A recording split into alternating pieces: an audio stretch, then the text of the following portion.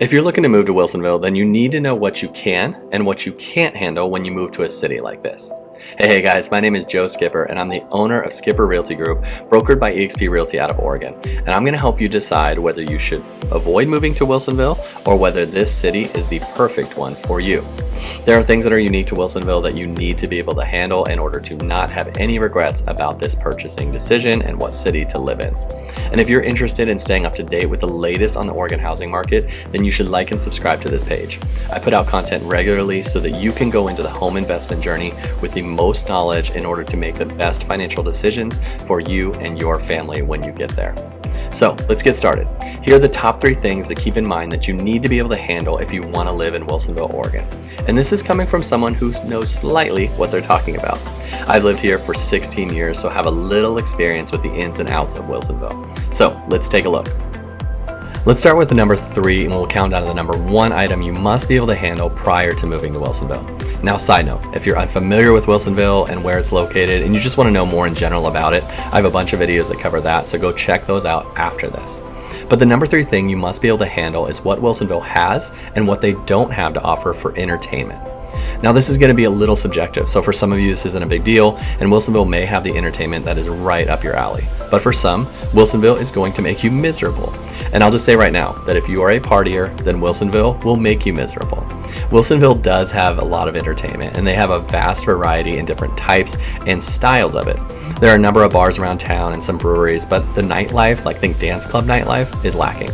Most of the bars, besides maybe Wanker's, which is a local hangout, closes by 10 or 11, and even Wanker's I think closes around 12 during the weekend. So if you want to party all night long, you're going to want to go up north to Portland. They have all the entertainment you need if you're looking for that sort of thing. But those bars that close early in Willie are still fun and have lots of entertainment, just not into the wee hours of the morning. Like McMiniman's Old Church is located in Wilsonville and offers live music and a nice outdoor seating to listen or watch bands while you grab drinks and food. Wanker's, as I mentioned, has been around forever in Wilsonville and is a traditional style bar where you can grab pub style food and drink. They also offer live music seasonally as well, and it's one of the local hangouts. I may or may not be recognizable there from my younger days. Now, there are places like Boston's Pub and Grill, Ordnance Brewing, and Vanguard Brewing where you're going to get the beer scene. But again, they close early, so you can easily stay and feel cool closing these places down at 10 and get a good night's sleep. As to other entertainment, Wilsonville borders the Willamette River, so you can boat, kayak, fish, and hang out on the river during the summer. There are multiple large parks around town and some with water features seasonally, so if you have kids, there are tons of things to do park-wise. Also, if you have kids, there's a Bullwinkle's Family Fun Center in town. This is kind of a nicer, less creepy Chuck E. Cheese with bowling, go-karts, and putt-putt and arcade games. So I'm originally from Carlton, Oregon, and this is where we took all our dates to, the big city. But there's a huge nature reserve here that has miles of trails for hiking, running, and biking. Wilsonville, I would say, is more a family-friendly environment for entertainment purposes. Not to say that you can't go out as adults and have some fun, but it's just not catered to a young crowd. So it's something to consider before moving here. So number 2 in the lineup for things you must be able to handle is closely related to the entertainment, and that's food. Now, I will start by saying that Wilsonville does have some great food options, and our family personally loves Sushi Avenue and Oswego Grill that are located here.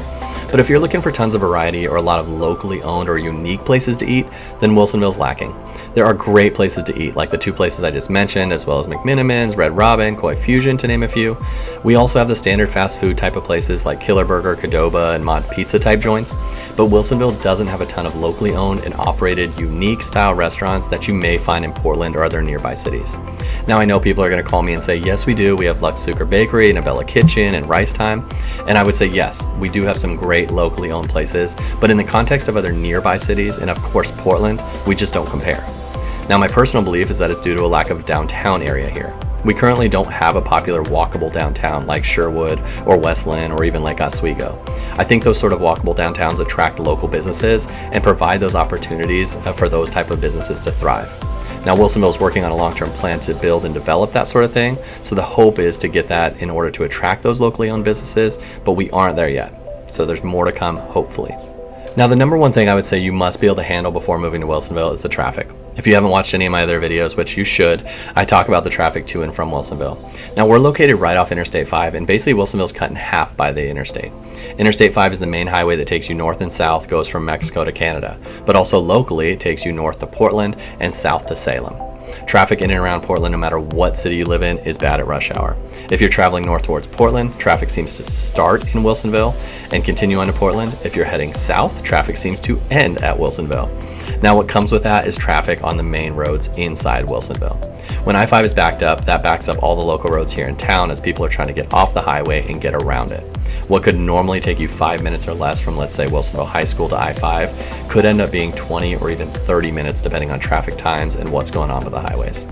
Wilsonville also is just south of two other major highways, I-205 and Highway 217.